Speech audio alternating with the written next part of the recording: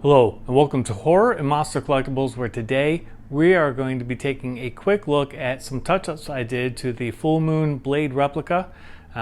Blade is obviously from the Puppet Master movies. I got him in and I wasn't thrilled about how he came in the stock form. He's a pretty cheap figure, or cheaply made.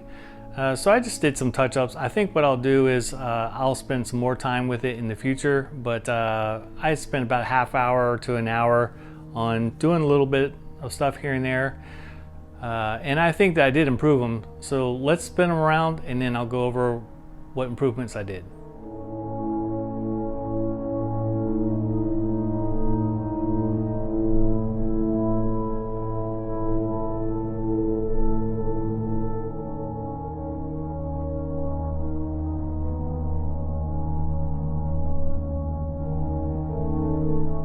So here are just a few things I did. I went and painted the mouth a light gray, and then I added a seam to the mouth so it looks like it can open, but obviously it can't. But I just kind of wanted the look that it could. I thought it looked better than the plain white face.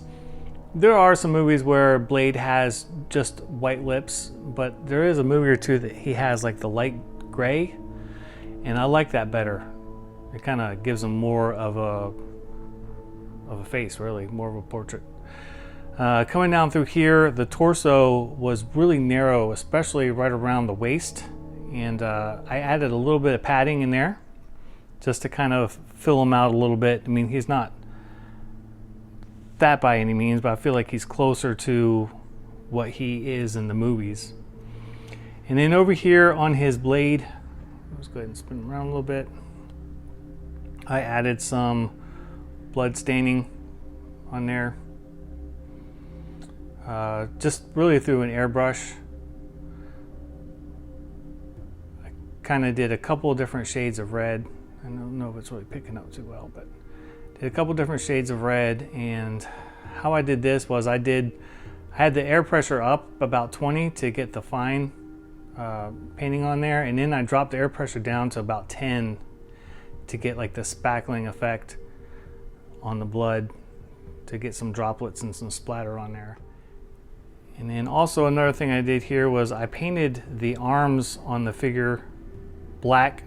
It has a foam body, and I really didn't like that when you had the figure posed in a certain way, you could see the white foam.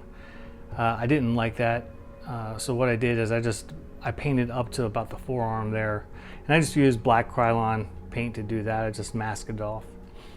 And then back here for the stand, it comes with a white stand, and I really didn't like that so much. So what I ended up doing was painting the stand a charcoal gray, more like a graphite gray. And it's kind of hard to see, but it's got some cool like flake effects in the paint.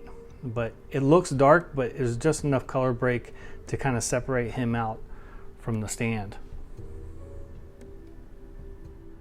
I think the next thing that I'll do is I'll work on sourcing a better hat that fits. It's a little bit smaller and it has more detailing, like that band that goes around the hat, because it's a little bit large and it's a little bit distracting the way it is now.